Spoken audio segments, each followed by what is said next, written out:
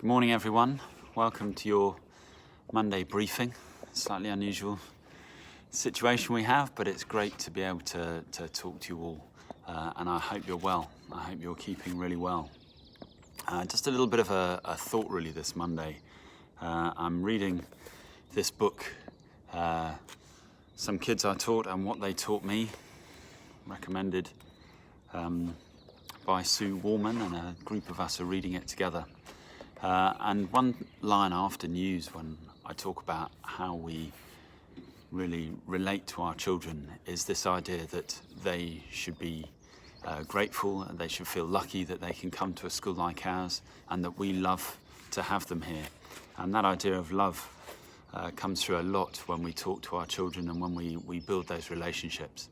And at the end of chapter 1, which we've been reading together, those of you that have bought this book, this lovely paragraph comes in, and it's talking about the author discussing with a colleague of hers about love. And she says, of course, love happens in school.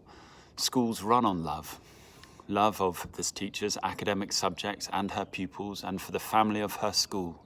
It's what gets her up every morning, what keeps her going all the way to parents' evening or to the late night marking of books.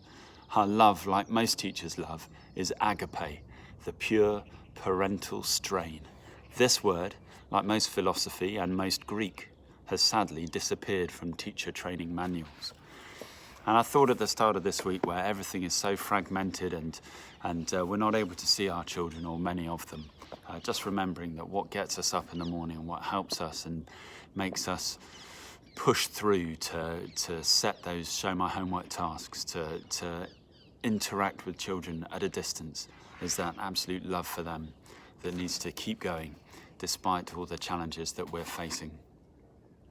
So a couple of other thoughts really are kind of notices, I suppose. You'll see in the staff bulletin on Friday a few things written there, but just to draw your attention to a few. If you're a tutor, please keep checking Show My Homework, and if students aren't interacting with it, aren't using it, then please check in with the head of year.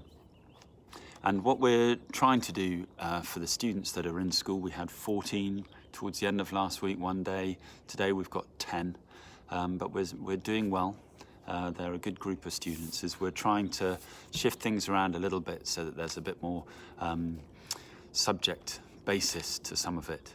So you'll see for next week that actually teams are being put on in pairs, which gives you an opportunity to work with somebody else, planning what you're going to do and plan a slightly a session with a bit more quality to it, rather than as we started off coming into school and really putting ideas together when we'd already arrived.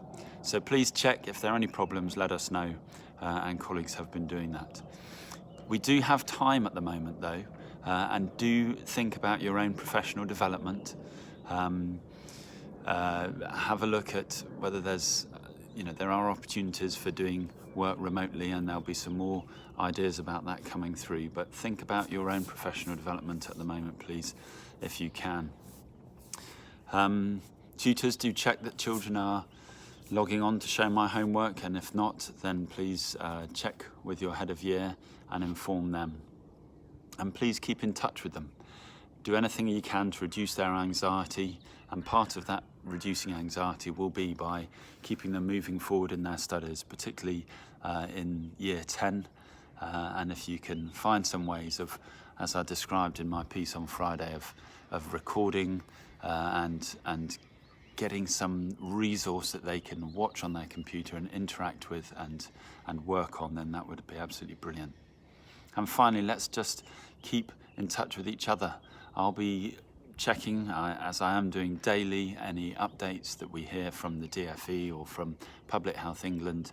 There's been talk over the weekend about key workers being able to test for C19 virus.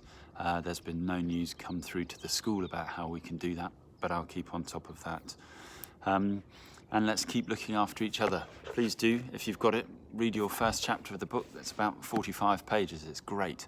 And thank you to Flip for organising, and all the other colleagues for getting involved with your little pile of books, if you can work out who's who.